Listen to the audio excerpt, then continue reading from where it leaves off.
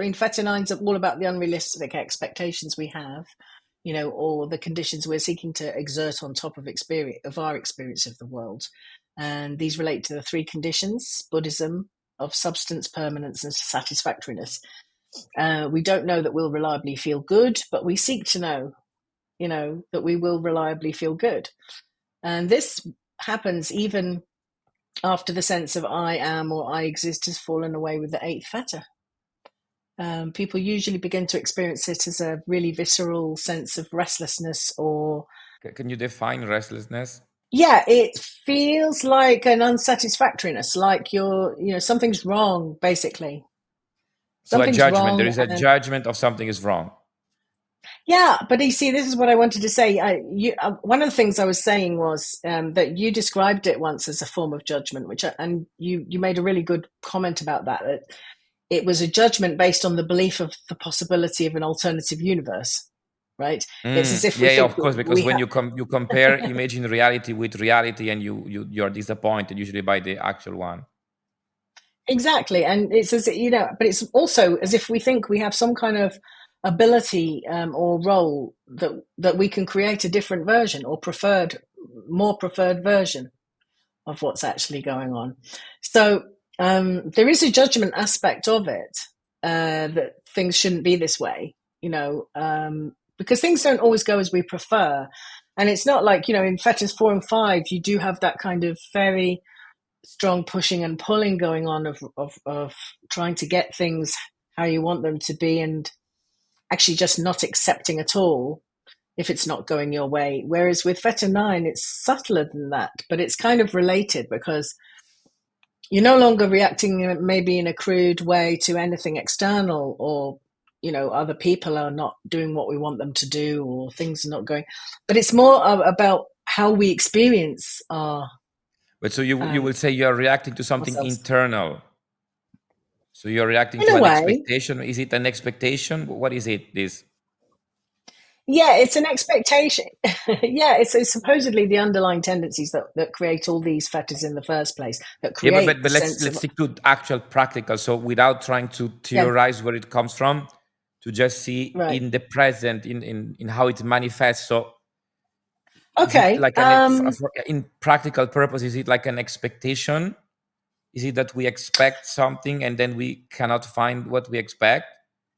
It is, except it's not always so conscious. So, step one, like with all the fetters, is to first of all determine what it is that you particularly, what flavor of it is, of these unrealistic expectations that you particularly, or you as the client, would have. It's all about things not going as we prefer and expecting that somehow it should.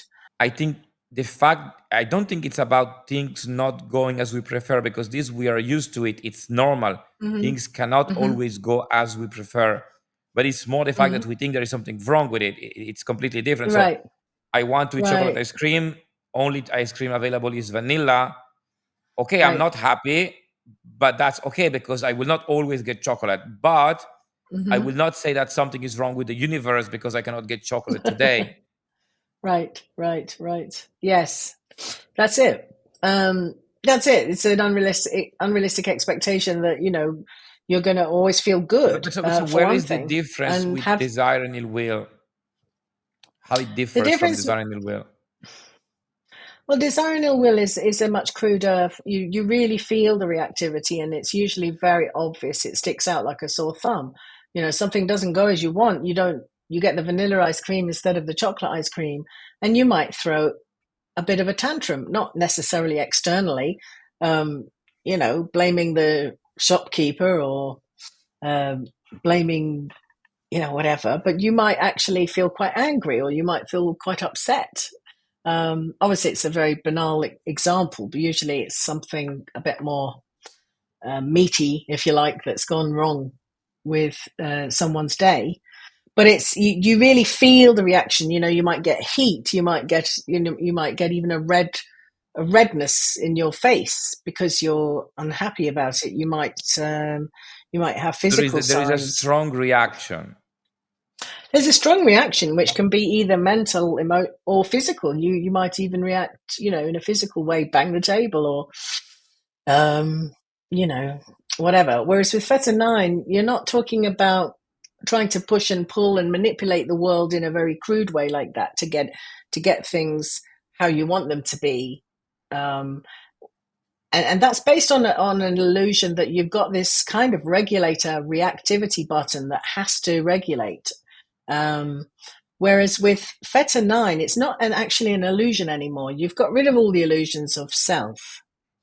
But what you're left with, almost like the underlying restlessness that created all that bunch of illusions in the first place, it's like we're not born with these illusions in place. We are born with the underlying tendency um, to create them, and the best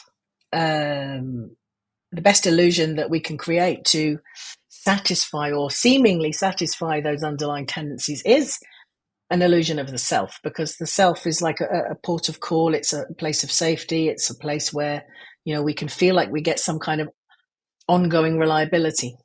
Um, One and question, because I'm trying to clearly yeah, define the difference with 4 and 5 and Fetter 9. So, is it possible that the main difference is, let's say, the scope of what we think is wrong? Let me make you an example. So, you say, let's say you have a bad day and you are going to blame the waiter because maybe he bring you the wrong dish. So, that will be 4 and 5, like a reaction yes, to someone bring yes, the wrong dish. So, could it be that yeah, Fetter 9 is more subtle in the sense that you're not blaming a specific entity, but maybe you're blaming the universe in general? So it's kind like, of, yes, yeah, kind of a underlying idea that something's yeah, wrong with the universe. So you cannot really yeah, react strongly because you don't know what to react to, but you may have this sense of dissatisfaction with the universe in general. So you don't even know what yeah, exactly is wrong, but you're yeah, like, yes, something's not right. The universe should be different, but you cannot pinpoint to anything. So the scope of yeah, what you blame goes from being, let's say, an individual or an event to being just, let's say, the universe in general. Could it be the yeah. difference? Could it be defined, described like this? I think that's a good way of describing it, actually, because the ninth fetter, as I said, is not a self-referent fetter, actually. So you won't be looking in here for anything or out there for anything, since all sense of inside and outside will have fallen away, actually, with fetter 8. But you're looking everywhere in experience when you're looking for this unrealistic expectation. You're looking everywhere in your experience instead. So it is a sort of more generalized. So yeah, so it could be a judgment of experience itself. So basically, Yes, you think yes, there is something wrong with experience itself. So you are saying yeah, experience should be like this. So it's kind yeah. of a story about experience in general and not about specific pieces of experience. So it's not waiters should Mhm. always deliver the right dish in time. That will be Right. 4 and 5. It's more, Yeah. yeah, experience should be different. Like experience should always be pleasant. Experience should always be predictable. Experience, I don't know, should always be safe. I forgot what was the other thing you were saying. Yeah. So now, Substantial, knowable. Yeah. so I no, I mean, should people be, often. but this goes to predictability. So I think Yeah. in some way it's, I guess if you sum it up, you can, because predictability, no, sorry, you were saying what you were saying, not predictability, you were saying something like substantiality, but substantiality, in some way the purpose of substantiality is predictability, because why do you care that it's substantial? Because to some extent that gives you predictability. Yeah, they're all related, really. They're all related. I mean, but most people when they start, if you're starting to look, because this is not so obvious as reactivity. So if you want to start looking for it, you start looking for what flavor you tend to go for, or what tends to seem to rankle most. Is it the fact that you can't control what's going on, which would probably But that will be also tied to predictability, yeah? So because control allows yes. predictability.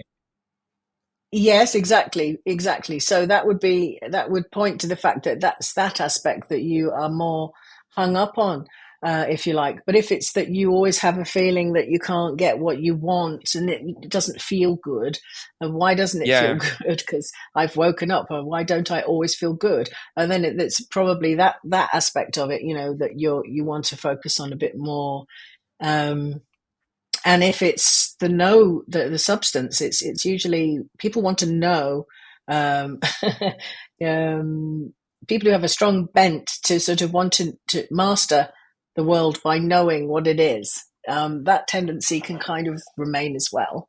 So No, I see, I see. So yeah, basically, in general, like to be very practical, so people can understand intuitively. I think it's about predictability and maybe controlling. I'm not sure if it's controlling, but an idea that experience should always feel good, and yeah, there should be some degree of predictability because most people don't like uncertainty, so they want predictability. I think the two pieces would be predictability and feeling good. Those seems to be the most hmm, important, because knowability is also related. Like, you want to know that for sure it's going to feel good, or you want to predict it. right, So I guess it's really yeah, about yeah, the feeling of predictability and the idea that it should feel good. It's just that this yeah, judgment is not specific to anything. It's just generic. So we are really judging experience, or let's say the universe in general, mm, and saying that it's mm, not ideal. Why is it like this? It should be better, something like mm, this. So maybe this is the difference. So early on, we judge, we can pinpoint our judgment to specific things. Then once we break desire and right, ill will, then we don't really react to things, but we still feel that something is off maybe, and we feel that the yeah, experience or the universe should be slightly different, more predictable, and feel yeah, good all the yeah. time. Maybe that's the story or the expectation or the judgment. Yes, it's as if yes, it's as if something is wrong somewhere. We're not even sure necessarily what it is. So an inquiry can be useful to look at what particular bias we have in that way. I mean, you can sum up all of those conditions that we seek in one sentence, which is we don't know that we'll reliably feel good. To put it really in So it one. removes, so that removes the predictability and the feel good. So we don't know that we will reliably feel good, basically. So it removes Yeah. those two pieces. There is no way No, it to know the doesn't actually. future, and there is no guarantee No. we are going to feel good all the time. Is that correct? Well, it's more like trying to put all the aspects like we don't know is like what we often seek substance, so something that has an innate nature we can know. So that's like substance, I guess. To put it in plain language, we don't know that we'll reliably. So that's the permanence bit. We want it to be ongoing, We want that it's always and this predictable or reliable. predictable, reliable. Yeah, and the Feel feel good. good We want to thing predictably feel is good. Basically, we we, want we, to we want to predictably feel good. predictably feel good. So it's not enough to feel Yeah. good by surprise. We want No. the guarantee of feeling good, but we also want that Yeah. it's predictable, that we know that we are always going to feel good. We don't Yeah. want it Or that on we've and got. off, basically, No, the we don't feel want it good. on and off. No, we don't. But then we We don't want cannot it to be. pinpoint the cause to anything. So maybe there is no anger, because let's say 4 and 5, the emotion could be more like anger, because I Oh, know stuck again. exactly what is wrong. Because anger, can you hear me? Yeah, yeah. So anger is a form of control, I think, because when you get angry, effectively what you're trying to do is to exert Oh, control. Anger is a oh, I form of lost you there. violence. Yeah, I was saying. So I think the difference between 4 and 5 and 9 is that with 4 and 5, when something, let's say, goes wrong, you get angry. And anger, the Mm-hmm. emotion of anger is kind of a form of control, is a form of violence. Can be physical Mm, violence or verbal violence, but anger is a form of violence to coerce, to force things to be in a certain way. And so, right. but in order to get angry, I must know the cause, because I want to get angry at the cause to influence the cause. So if the For waiter sure. is late and he brings the wrong dish, then I will get angry at the waiter, and effectively I'm For trying sure. to control his future behavior. So I'm For exerting a sure. form of violence on the waiter to control his behavior. Whereas maybe with Yes. Fetter Well, 9, oh, sorry, just to add that there can be the desire aspect. Say there's a very beautiful woman or, at the table who you might fall madly in love with, but they're married. They're obviously with their partner, and you know, um, yeah, there's nothing wrong with the attraction, and there's nothing wrong with wanting to uh, to express it. But if you know that it's unrealistic and you can't act on it, but you feel nevertheless a continuous long. So it can be the pushing away. This isn't right, bad waiter, or it can be the longing for what isn't Yeah, as but well. sorry, but we could say that this is also true for nine, because at the end there is a form of desire for things to reliably be good. So I'm not sure For if the sure. desire is the difference. So let me tell you my theory, and then you Mm, tell me what you think, if it makes sense. So what I was sure. imagining was that basically in the case of four and five, the difference is that you can identify the cause of, let's say, what you believe is wrong. So let's say it's the waiter is late, and the food is wrong. So you get angry at him, and the feeling of anger is related to an attempt to control. So you use this anger, which is a form of violence, to control the Mm, waiter, to be sure that he will not do it again, or whatever, he fixed the problem. hmm. But in order to get Yeah. angry, which is a form of control, you must be able to identify specifically the cause of, let's say, your dissatisfaction. Whereas in Fetter Mm, 9, you cannot really get angry because you don't know no. what to get angry at. Because anger is a Right. form of control, but you cannot really Oh get yeah. angry at experience or angry at the universe. It's just too broad. No. You're not going to Yeah. Yeah. scream to the sky. It's like, Yeah. so you maybe the difference is that if you can't pinpoint the exact cause of what you think Mm, is making you unhappy or dissatisfied, then you get angry, because with the anger you're mm, effectively trying to control the thing and stop it. mm.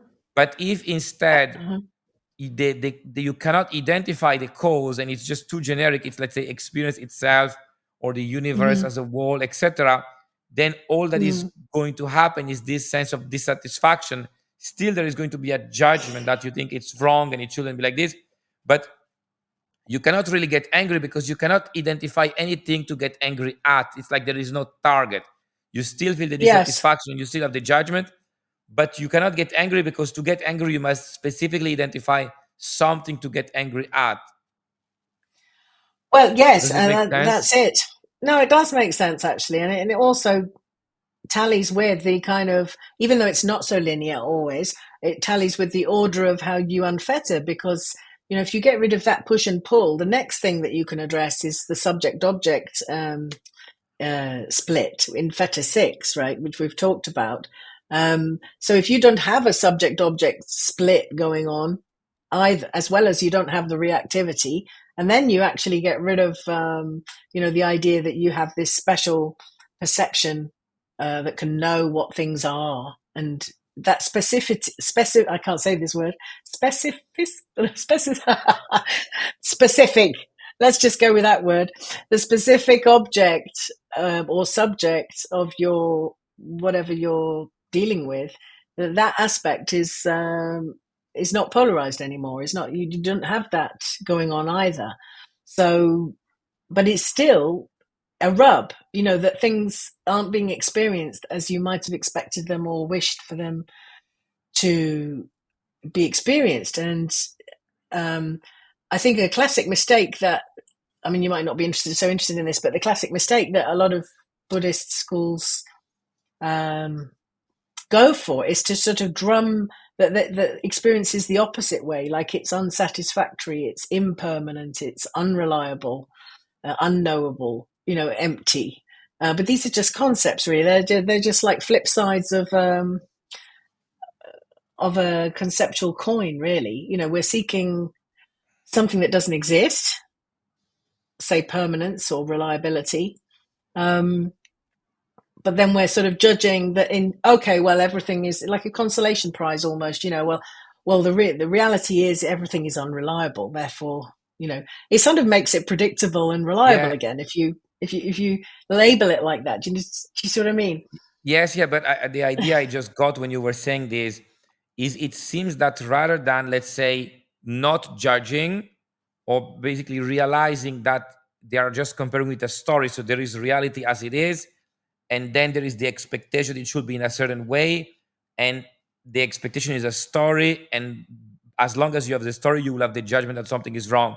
And based on what you're Yeah, telling me, it seems that those Buddhist school, rather than getting rid of the story, which will then remove the judgment, all they are doing, which is not such a bad idea, I can understand the rationale, is they're basically just lowering the expectation as much as possible.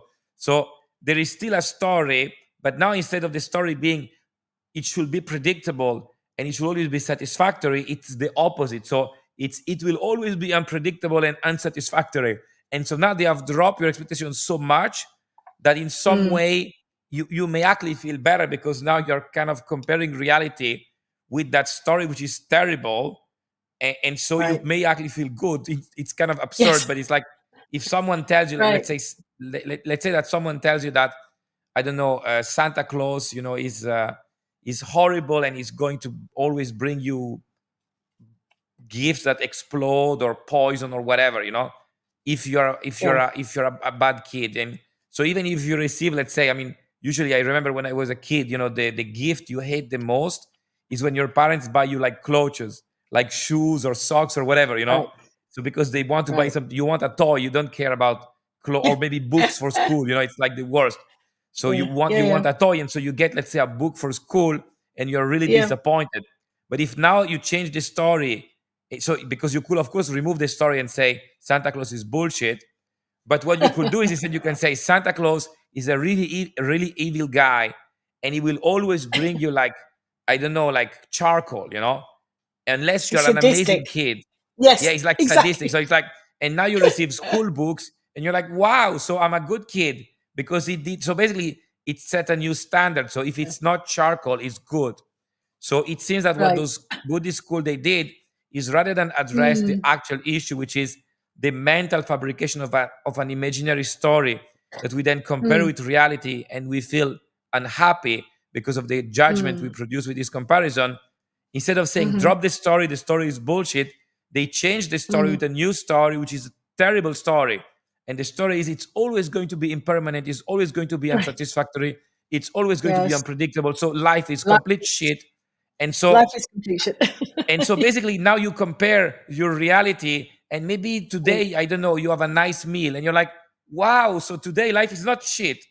And so you're happy Right. because today is not complete shit. So they have kind of Right. changed your story to a terrible, they have basically set the bar so low that now you feel a Exactly. little bit happy, but it's still kind Yeah. of dumb because you're still stuck in the story. It's just a different story. I mean, it's still good to lower the expectation because it may make you Right. feel better, but they didn't get Well, rid it's of the story, so yeah. you are still in the story. No, It's just that they have I lowered the think yeah. expectation.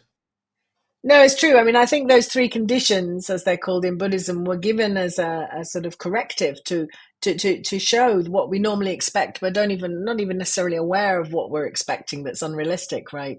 Um, so it's a pointer, isn't it? The Buddha said, there are, well, I don't know exactly what he said actually, but he didn't say, that life is impermanence and suffering, and you've just got to kind of deal with it. And because his whole thing was you can actually overcome suffering. I teach suffering and the end of Yeah, but that's suffering. suffering That's as second art, no? So I mean, it teach you can overcome suffering as no, second. I think suffering is the whole. I think the 10. I see it anyway as the 10 fetters as being still about suffering, even when you've got past reactivity, um, and even past the subtle sense of I am, I exist that's in fetter 8, because you can have actually very nice experiences as you go through these shifts because you've let go of a whole bunch of conditioning, you could say, or a bunch of assumptions which have caused you um, to contract in particular ways, to be unhappy in particular ways, um, or to falsely put yourself at the center of the universe, kind of thing. So you're free of that. But then if you've still got these underlying tendencies to expect something unrealistic from your experience of life, that can actually be experienced as quite a lot of suffering. And some people are surprised by that because they kind of feel quite equanimous, if you like, at the point of letting go of the self illusion, the fetter 8 version, rather, not the initial uh, 3 fetters. Yeah. But then they get hit. It's not just a judgment of life. They get hit by a visceral sense of restlessness. I got this. In fact, I got a sort of sense of not sense, but actually a lot of energetic eruption kind of stuff going on, and it was as if somehow it was trying to find an outlet, trying to find the right you know, uh, place for itself and couldn't find it, you know. Yeah, so I have another So, idea. I just wanted to check with you if it makes sense. So could it be that from feather 1 to feather 8, it's really about, let's say, addressing the second dart?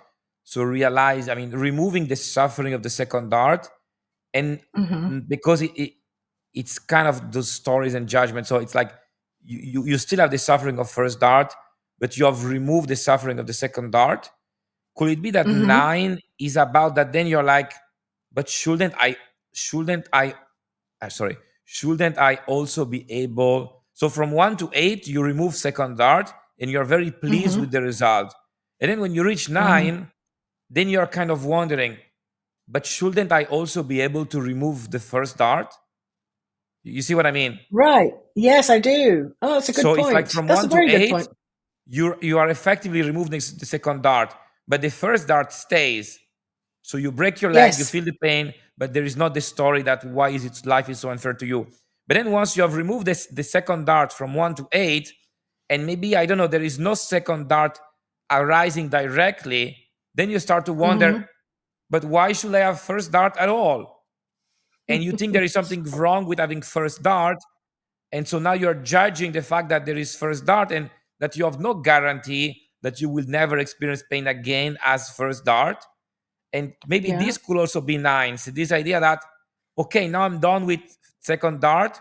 With maybe with, Yeah. is it correct to say that with feather 8, you're done with 8 with second dart to some extent? I think I think you are. I think you are largely, yes. I mean, I think that until you've got rid of all the unrealistic expectations, you could say there's still a whisper of it there. You know, it's most obvious when you're working with reactivity and, you know, you get something that causes some primary pain, like, you know, you break your leg. And you know, obviously it's very painful, but do you have to react to it? That's, you know, or do obviously you have to do something. You have to respond. You have to go to the hospital. You have to fix it. But you know, do you have to then blame yourself or blame whatever caused you to trip up so you broke your leg? That's all the second dart. It's quite blaming, and Yeah, it's like blaming adding, specific things, not blaming specific things. yeah. And it's also it's like that expression, adding insult to injury. Do you know that expression? Yes, yes, yes, yes, Um, yes. It's second dart, basically, adding insult to injury. That's So that's insult to injury. Whereas I think that gets subtler as it goes along. Yeah, for sure. But you're still doing subject object. You're still doing, you know, you're still kind of believing in the content of your own thinking quite a lot. Thinking your thoughts are real. You know, so I think until you really drop that all the self-referent illusions, you really are still doing second art in a major way. I'm not so sure. I'd have to think about it whether Fetter 9 includes second. so basically, from 1 to 8, there is initially first dart, and then you create second dart on top of it from 1 to Mm, 8.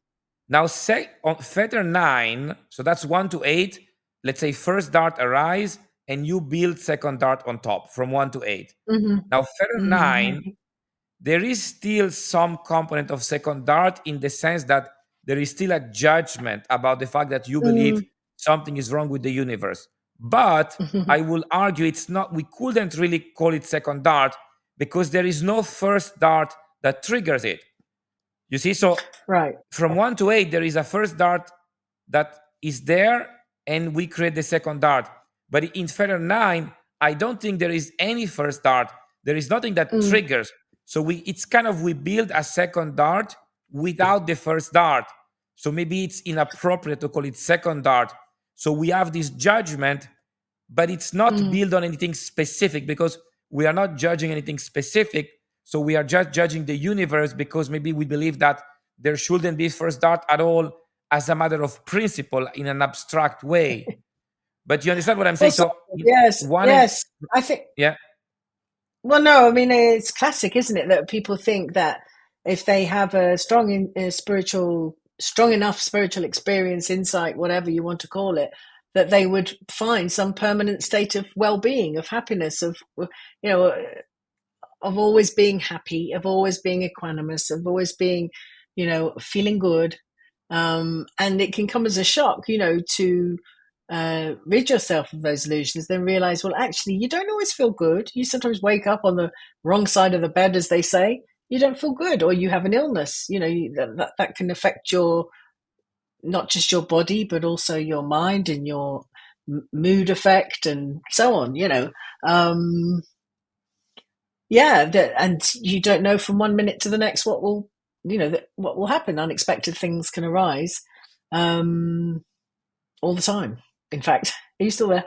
Yeah, yeah, I because wasn't sure I if you think could that still hear me. Fetter 9 is, we could call it like a special dart. So it's like from 1 to 8, you first have a first dart that then Yeah. triggers a second dart, which is the judgment. But in Fetter Mm, 9, there is a judgment which is not triggered by anything. So there is no triggering right. event. You're just thinking about it and saying, hey, the universe or experience should be different. But there is nothing Yeah. that has triggered it. Whereas from 1 to 8, there is always a first dart that triggers, and the second dart is your response to it or your reaction. But in Hmm. Fetter 9, there is no trigger. It's just like out of the blue, you're bored or you're thinking about it, and you're saying, hey, maybe it should be different, but it's not triggered by anything. So that's why it cannot produce anger. It's more like a Hmm. generic sense of dissatisfaction. It's like almost a philosophical thought. You're thinking and say, but why isn't the universe different? Why is the universe like that? Why it's not Right. predictable? Why I don't always feel good? And so you judge it, but there is nothing specific you judge there. It's almost like having a second dart without the first dart. So it's like a Yes. special dart. It's like, so Special it's thoughts. Yeah. different in a sense that Fahrenheit would be like a special dart. Yeah.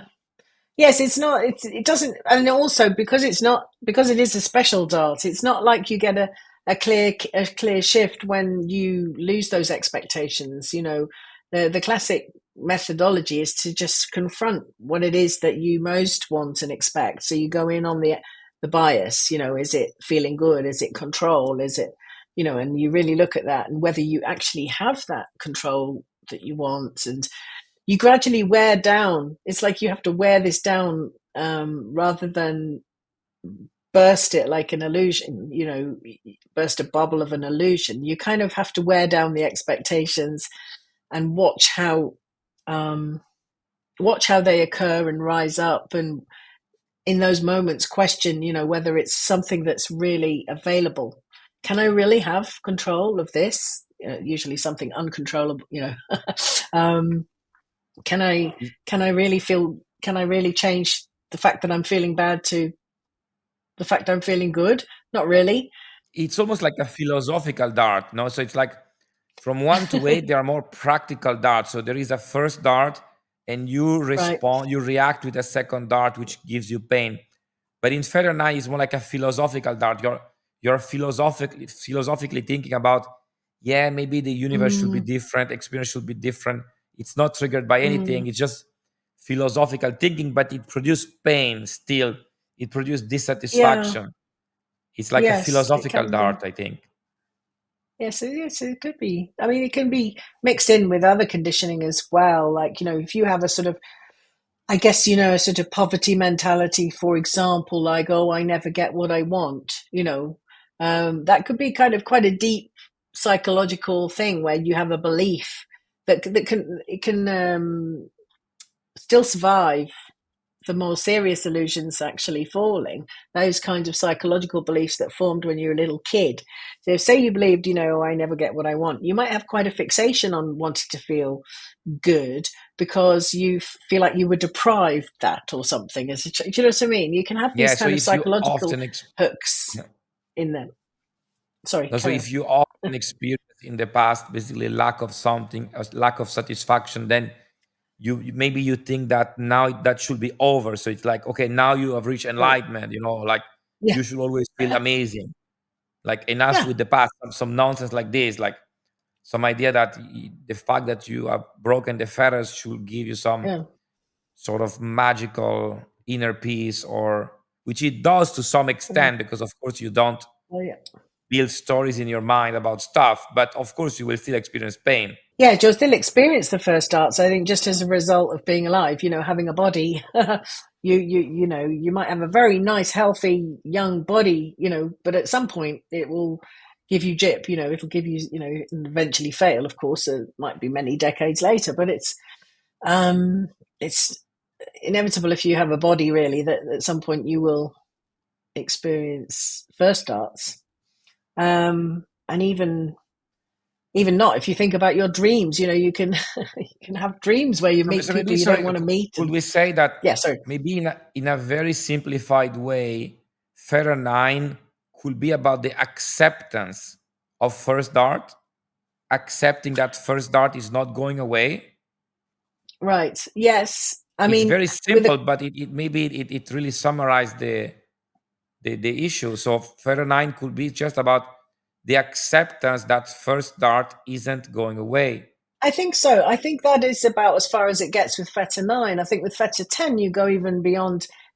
Acceptance is almost a bit grudging, isn't it? It's like, well, there is something I don't like, but I'm going to accept it. And you can actually have a genuine acceptance. Yeah, this is how it is, but I So, still, so, so for me, sorry, just to be specific. So for me, yeah. acceptance means lack of judgment. So Oh, you okay. accept just because you're not judging. It doesn't mean that you accept, you say that's great or I love it. Okay. No, acceptance Right. is the opposite of judgment. So it's not even a thing, it's the lack of judgment. So instead of saying there shouldn't be first dart, you say, Yeah. well, since there is, and there is nothing I can do about it. Or there is something. I mean, Yeah. you can be careful when you walk so you don't fall.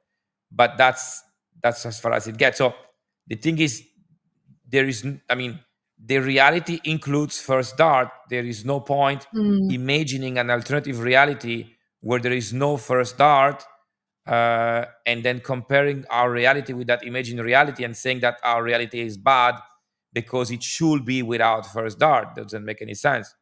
So yeah. acceptance will be this, will be not judging the fact that there is first dart, accepting the fact that Yeah. reality is like this. Yes. It includes first dart and that's it. I think that's quite a good description of it. Really, it's accepting, or maybe recognizing that you've been wrong all these years as well in what your expectations were. So it's a kind of real coming to terms, isn't it? And in particular, it's accepting the fact that what you've always sought isn't actually available. That doesn't mean you can't have pleasure, you can't have good experiences in life. It's not sort of going to the other extreme of nihilistic, life is suffering, life is lacking. It's just saying, well, those unrealistic expectations I had, yeah, I accept that they're not on the cards. They're not they're not Yeah, I would they're say, not actually. especially, the people that they think that enlightenment is going to bring them to like nirvana or some Right. state of eternal bliss or whatever, then maybe those Mm, are the ones that say, wait a minute, so you're telling me that because at Feather 8, they kind of think it's the like because Feather 8 will be like the ego death or whatever that means. So they will be, oh, right. now my identity is gone, my ego is gone. So where is this magical bliss of nirvana? And why is Right. first dart still happening? Something is wrong. And then they have to realize that it's not going away, that that there is no nirvana, there is no eternal bliss, and that the Yeah. pain is still real. The first dart at least is still there. Of course they got rid of the second dart of the stories they add that amplify the first dart, but the first dart Yeah. is still there. So I think it could Yeah. be The tough first. for those people that imagine that enlightenment is going to bring them to some blissful state of nirvana where they will never Yeah. feel any pain. They will not feel Like a suffering heaven. intended as Yeah. second dart, but they will still feel pain intended as first dart. Yeah. For sure. I mean, yes. I think we all, anyone who grew up in any religious influence at all will have had these contrasts of heaven and hell, whether it's called heaven or hell or not. And I think a lot of uh, people who think of themselves as very sophisticated, savvy, spiritual seekers, they still somewhere have an idea of heaven, in their heads that they're going to get to, and that place where nothing will impinge, nothing will hurt. Yeah, I Sorry. guess they have an idea of how things should be. So they have kind of manifested in their mind how things should be. And if it's not like this, it's wrong. So they cannot just accept. It's not really an open-minded discovery. Let's see what it's like. It's more like, Right. okay, it should be like this. Let's reach this destination. And then that destination does not exist. Yes. No, it's true. I think that, well, any expectations of things can actually, well, they can even stop you realizing, they can even stop you seeing that you've got somewhere, because if you expect things to look a certain way at your destination and then it doesn't look that way, you can either change your opinion about your expectations, or you can think, well, I didn't get where I'm obviously not there because it's not, it's Yeah, because you're using your mental story kind of as a benchmark. So it's like if it's not like your mental story, you're not yet there, it's wrong, something is bad. You have this something's wrong. idea, Yeah. you have this benchmark in your mind of what it should look like once you arrive, once you reach your destination. So you're not really I open definitely, to just yeah, going there and yeah, seeing what it looks like. You already know what it looks like. And if it doesn't, if you reach match somewhere and up. it doesn't look like that, it means something is wrong. Exactly. Whereas, yeah, I mean, I had a lot of that in my journey. I don't know about you, but like I realized, for example, that desire and ill will was nothing to do with morality or nothing to do with like being Mm, good or or being yes. nice. It was to do with an illusion about, having to regulate how I feel about everything. And what a relief to actually, it was an amazing relief to have not have that going on anymore. But it wasn't what I expected, somehow, that I'd become this much nicer person or a different personality almost, quite sort of, I mean, it sounds Mm, very naive, but I think a lot of us have this in a subtler way or cruder way about the whole, you know, process of spiritual journey. They think that they're going to end up with a not exactly literally a golden aura or something, but they're going to change their personality, or yes, yes. um, I don't know, have a personality transplant uh, yeah, do completely different things with their life. Or I mean, they might. Ah, yeah, yeah. Like you become some sort of old sage that speak very slowly Yes, and that's is right. always in meditation and like not some nonsense like this. Yeah. Yeah, and doesn't do any sort of normal things really. No, it's always, in a sort of heaven realm. Yeah. Did you find that certain expectations of how things work didn't work out the way that you? I didn't really have, I think, some expectation because when you read about this stuff, it's like everyone is saying something different. So I was like, seems no one has any idea what it looks like, so I will just see for myself. Yes, I mean, no, that makes that. Yeah, you were more open minded, weren't you? Because you weren't going with it one particular model, or you hadn't been Yeah, stuck because in I one. was Yeah. reading from multiple sources and each one had a different opinion about what the end of the path will look like. Let's say that maybe Mm, intuitively my feeling was that it was connected to some sort of understanding, which to some extent it is. Not completely, but in part, I guess I was partially intuitively right that it was related to some kind of understanding, even if yeah. it's more about an understanding of things not being rather than. So it's more like a Mm, negative understanding rather than a positive understanding. mm, So it's yeah. not how things are, but it's how things are not. But I guess Mm. I was not that far. At least I was still closer than thinking that I will be in some sort of eternal bliss. Yeah. Yes, I think one surprise you got, wasn't it? It was about how the highs and lows were not quite so noticeable. That it got a bit. Yeah. You thought it was a bit boring at one point, didn't you? Yes, because when In when when you comparison. when you when you stop judging, because there is also the positive judgment. So let's say you win the lottery and you think like God loves you and you're a genius and you have good karma, you're blessed by whatever. So you feel actually better basically if you tell yourself a story. When some positive event happens, you feel better than Right. without the story. But then the downside is Yeah. that now if you, let's say you break your leg, God hates you and you're unlucky Yeah. and you're Yeah. being punished. So you have the story provide this amplification effect. The story, Mm. basically the beliefs, the fetters. When you remove those stories, then it's like you operate on a smaller on a smaller range of emotions, I will say. Yeah. Yeah. But at least you're Yes. not No. telling Yeah. yourself nonsense. Right. Yes, you're not on that roller coaster ride of, yeah, having expectations dashed, or yeah, it's a bit like a non-clinical form of manic depression, isn't it? Where not pathologically Yeah, in ill or some way, something, other but we're people look like always this. So above. once the feeling you have maybe once you reach enlightenment or when you finish the 10 fetters is that other people look to you as if they are manic depressive, like even Yes. the average person, because they still Yes. live under those amplified emotion and you cannot relate to it anymore. You don't get it. You say, That's well, so. why are they reacting like this? What sense does it make? It just doesn't make any sense.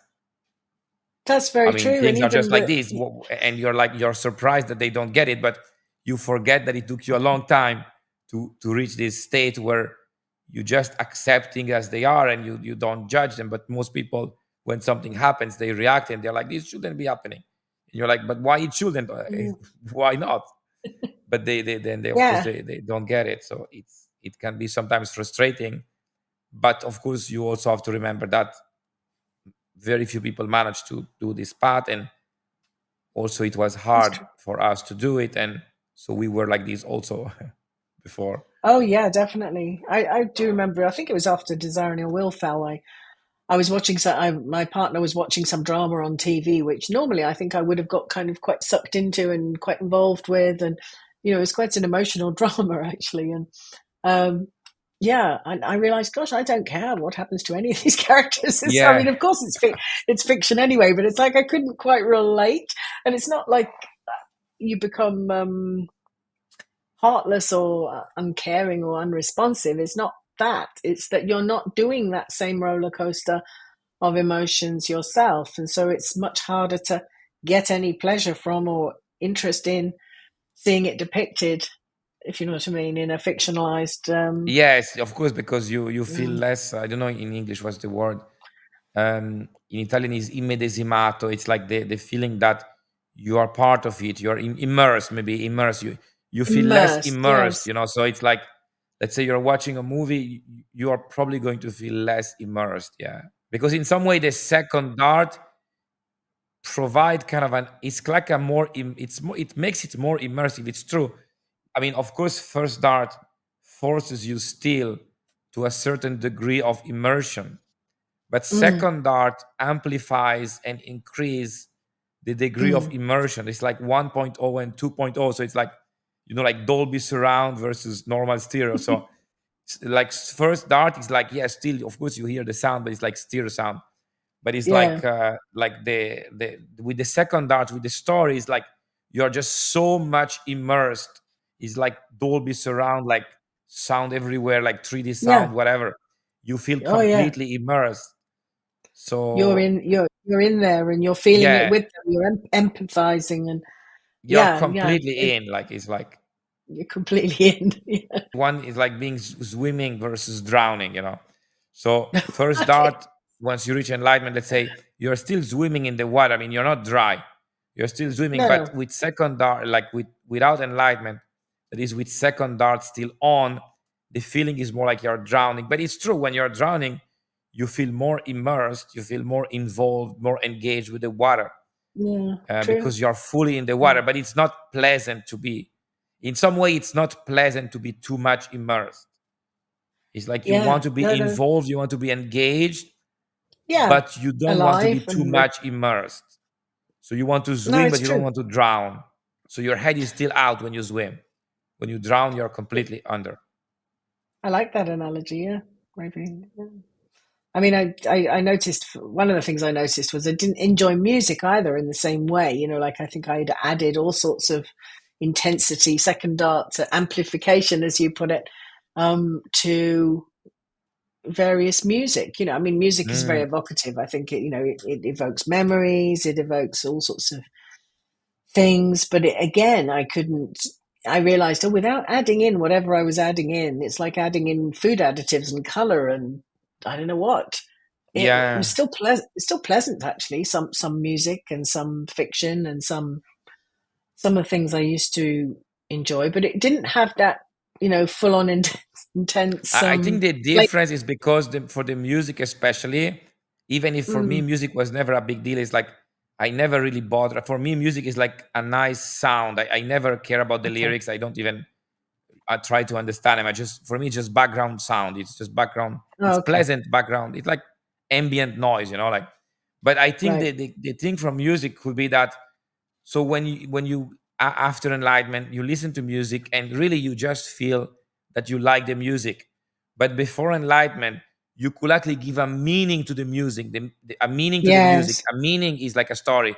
So now it's like, yeah, that means this and this and that. So you're building up layers of meaning, and that's why you may feel Yes. more immersed. And some people, for example, I never felt emotional from music. Some people say, oh, this music makes me feel such strong emotion. Like, what are you talking about? I mean, it's nice music, sure, I like it too, but Yeah.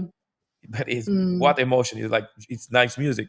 But Yes. some people they may feel potentially deep emotions because of music, Yeah. and probably it's because they build layers of meaning on top of it. But it's really the That's layers of meaning that produce the strong emotions. It's not the music by itself. no, it's true, isn't it? And we can get sort of hooked onto our suffering that way in a funny sort of way. Because I think that, I mean, maybe that's a whole other subject. We could talk about it even in going into the 10th fetter. But it's almost like we get acclimatized to a certain kind of volume or intensity and think that that's pleasurable. When actually, when you experience it, you realize, well, I mean, don't experience it anymore. That you realize, well, actually, it's fine. It's fine how it is. Yeah, and another metaphor we could use based on what you just say, it's like at the end of the day, sometimes you don't want the intensity to be too much, So it's like, I mean, I'm going to use an Mm. example, like someone gets high. So it's like, I mean, if Mm. you get a little bit high or even drunk, if you're a little bit high, it's nice and it's fun. But if you're Mm. too much, then you feel sick and nausea. So it's like Right. certain experience, or same for being drunk. It's like it's if you have a few glasses of wine, it's nice. If you're completely drunk and you're puking, it's not fun. So No. it's probably similar in the sense that I mean, at the end of the day, there can be too much of a good thing. So it's like, yeah, the Right. music is nice, but Yeah. then it shouldn't be too much like deep emotion being triggered by layers of meaning. It's like maybe you just want to feel the good feeling of the music, just like when you're a little bit high or where you're a little bit drunk. You don't want to be like when you're massively high and you're sick and you have No. nausea, or when you're completely drunk and you have nausea also. You just want a little Right. bit. It's like there can be maybe too much of a good thing. Maybe. It can be. Mm. So that sounds like a good place to leave it, maybe, for this week. I What guess, do you yeah. So think? next time we talk about Fetter 10 then. Okay. Look forward to that.